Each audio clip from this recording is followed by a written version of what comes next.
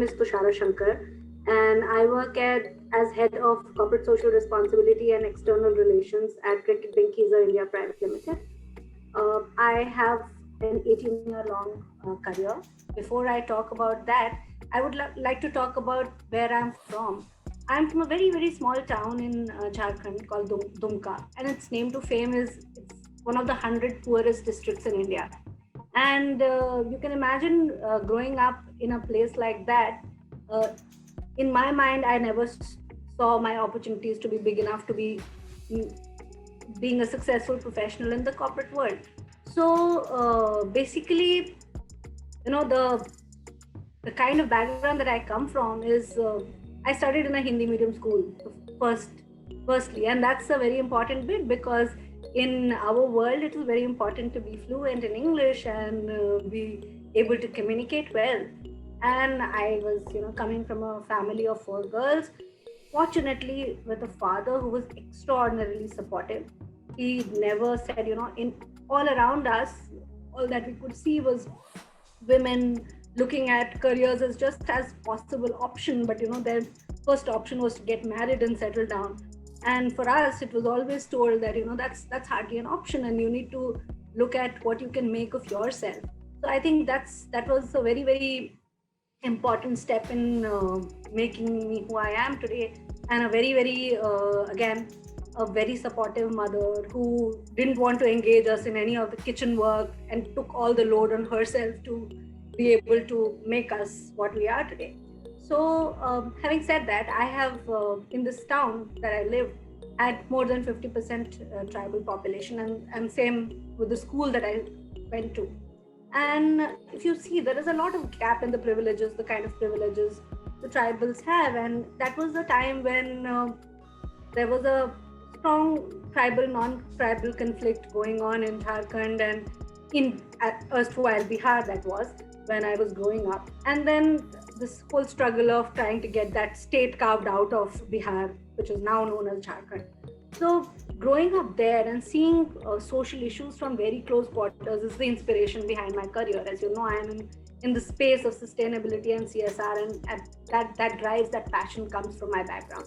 Who I am has also a lot of contribution in it is my going to Tata Institute of Social Sciences, and that's a fantastic institution. It helped me build a perspective that I have today in life. All got the lot of work experience that I have only added to it, but the base was created there. I remember as when I joined that institution, for me it was a big challenge because there were people from top class educational institutions who were joining from large cities, who had a lot more exposure, who were able to speak fluent English, and we were asked to do presentations. I mean, that was challenging for us. I had never heard of anything like a presentation before. So, and speaking in front of large groups was a pain. I can't tell you the kind of suffering that I felt because of that. But that was an immense learning experience because that built the confidence. I'm a public speaker. I speak on conferences all the time, and that's where I get my first exposure from. And moving on from there, I my first job was in my home state in Jharkhand. I'm very proud about that fact because one, in the social development space, it's ideal to start your career where the real social issues are. So I've been able to learn from the field, from how things are, how real situations are. While I studied in that town, I didn't really have a lot of exposure into the rural areas, into how people are living, and their circumstances, their issues, which I kind of got an exposure to. Worked with the health systems in that state, which was as a young professional, you are also treated with a lot of skepticism as to whether this person knows enough to be able to contribute and so on. So, but it was always, there are, in your career, you always have to believe that there are people who are going to be very supportive of you, and there are people who are going to be, not trust you as individuals and professionals. But you have to navigate your way through it and be able to bring about the outcomes that you desire in your career. After that, as a woman, and a lot of women who are in my place today have gone through this. You get married, you have to make certain choices. I had to move cities because of my marriage. I had to move to Delhi, and I got an opportunity to work with an international nonprofit called Orbis International, and it was a different kind of a role. We were funding hospitals in this organization. It is a New York-based organization which has a flying eye hospital. So here I was working with 5 different hospitals and their teams, and trying to implement projects on community eye care, and trying to see that they are implemented well. Being married, the next step that comes is you want to have a child, and I really wanted to have a child. So when I wanted to have a child, I said, I went to the doctors having difficulties, and the doctor said I miscarried once, and the doctor said that you probably need to take a little step back, and you need to get a job that allows you to have some sort of a personal priority as well. So I took up a job with this organization called Catalyst Management Services, and here I was working as a consultant. I was doing monitoring and evaluation for large government and bilateral organizations like UNDP, UNIFEM, your UNODC, then the International Finance Corporation, then WWF, and the government programs like National Rural Health Mission, where, and again, you deal with a very large variety of people. Here you still as a from a closed group to here, every day I was interacting with a new set of people and having an opportunity to balance my personal life with it. So I was able to fortunately do that well. The next stage of my career came in with my stepping into the CSR space. When I say stepping into, that will not be absolutely correct, because I started my career with a private limited company called Usha Martin Limited, and I was in their CSR wing doing a health program. But this was like my re-entering the CSR wing, and with this at a stage when CSR was becoming so much more important, when CSR was becoming a government mandate, when every corporate felt the need to do it at that time. And I worked in very, very difficult industries. I worked in tobacco, I worked in alcohol. So you would see that it was for a woman, for a young woman in her 30s, it was not easy. It was not very acceptable, because in the leadership roles there were no women. There were only men, and I was when I went into a leadership role, I was 34, and I looked probably younger. So people were not willing to take me seriously, and it was it took a while to establish oneself. But as I said, if you have the confidence and if you have the dedication and passion for your work, then world just accepts you for who you are, and you kind of move ahead from there. So unfortunately, a lot of women have to face the situation, and to come out in flying colors. I would say the only thing that helps a whole lot is self-confidence, the trust that you can do it, that your gender doesn't define who you are. So there's nothing that a woman can't do. I have also had challenges with respect to being a CSR professional in a difficult industry, as I said, because people said the best CSR that you could do is to stop your business. But every business has a contribution to the economy. Every business has a role, and every business is, interestingly, you would realize it employs a whole variety of people. If there are people involved in barley farming, there are people involved in tobacco farming, there are women involved in grading of tobacco leaves. So every industry impacts a very large community, and therefore there is a large role of CSR and sustainability in every industry. At the time of the pandemic, I joined Reckitt Benckiser India Private Limited. If you know this company, this is this manufactures Dettol, Harpic, Lysol. So you would say the right place at the right time, because people needed sanitization products, and we had it. And I'm very proud that I got the opportunity to work with several state governments here and support them with sanitization products to be cleaning public health facilities, which was the need of the time. That's largely it about myself.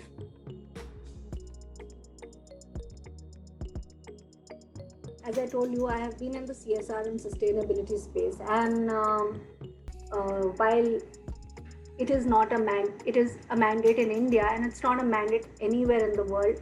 You'll always see people talking about. Increasingly over the last decade, it has become a very, very significant topic because we all understand that we have been utilizing resources beyond what is available, and if we have to secure lives for future generations, we have to stop somewhere.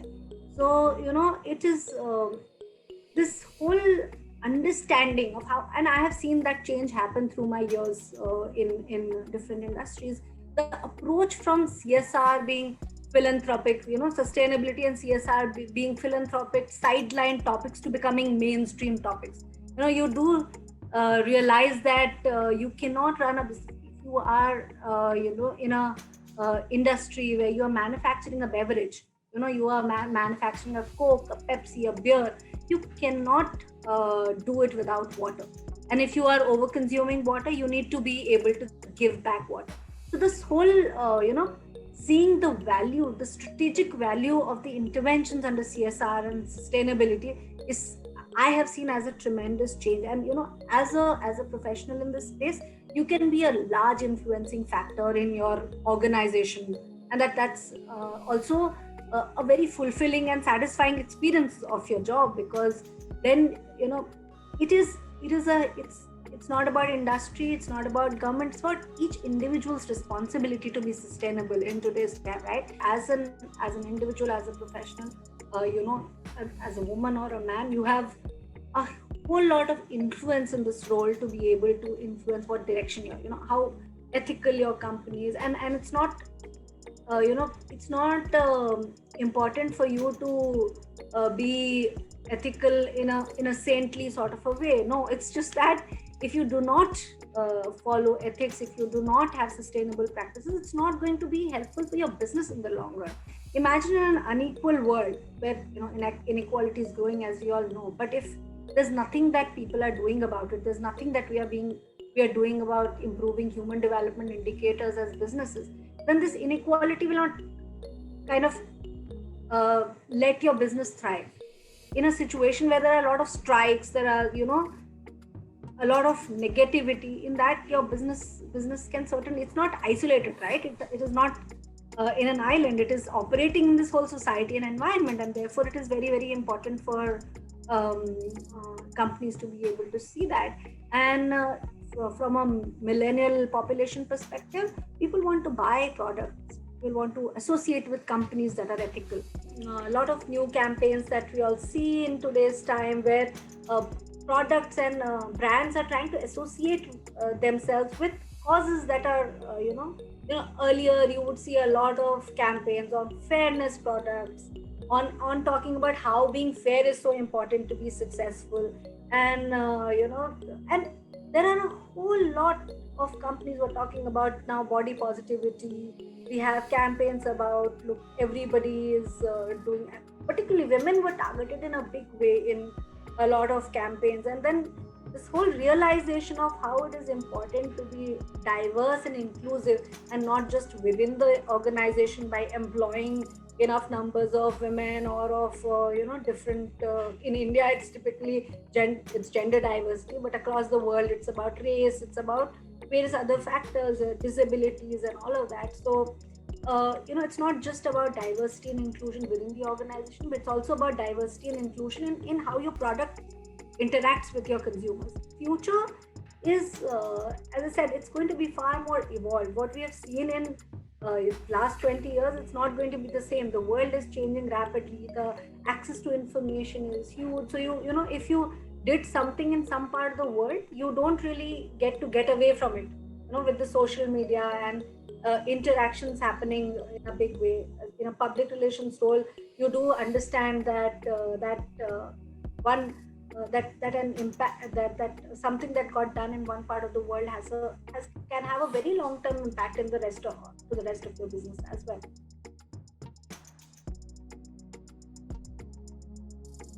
As a woman leader, as I told you, I was largely in industries which happens to be most industries in general, but I happen to be in industries where women. And this is my first company where we have a lot of women. So thankfully, the global diversity and inclusion strategy is working, and we have women in senior positions as well. But my last two companies, there were hardly any women in top management and senior positions who had interactions with the board. I was reporting into the MD, and thankfully a very very understanding boss and without biases.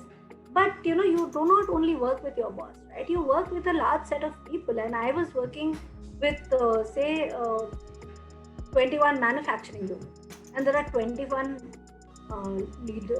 factory heads that you're dealing with, and each comes with a certain perspective. And these factories don't have a single woman at times. So when you travel there, you yourself are very very awkward, and while we've now been so used to it, now it doesn't matter to me. But at some point, when earlier in my career, those things were like difficult to adjust with. You had to figure out where the female the ladies toilet is, because they don't require a ladies toilet at all. They are having a visitors toilet probably that can be used by women as well. So those things are typically what kind of something that you face. But genuinely, if you do your work well, and if if your caliber is proved, your confidence is high. And that's something I'll say again and again. You have to have a lot of self confidence, and do not let others define it for you. You have to define it for yourself, because there will be a lot of people who will want to pull you down, and that doesn't have to be only men. And there could be women around you, there could be other people around in your world who would always want to pull you down. But you always have to believe. First thing is to believe in yourself. Success is something that the life always comes in circles, and there'll be cycles. There'll be times when you will feel really elated and good and think that you are doing everything well. There'll be times when you'll think that things are not going well. I'm professionally doomed. A lot of times people have those feelings, but that the most important factor is that if you have made it somewhere, you have to acknowledge your own contribution to it, and feel good about it.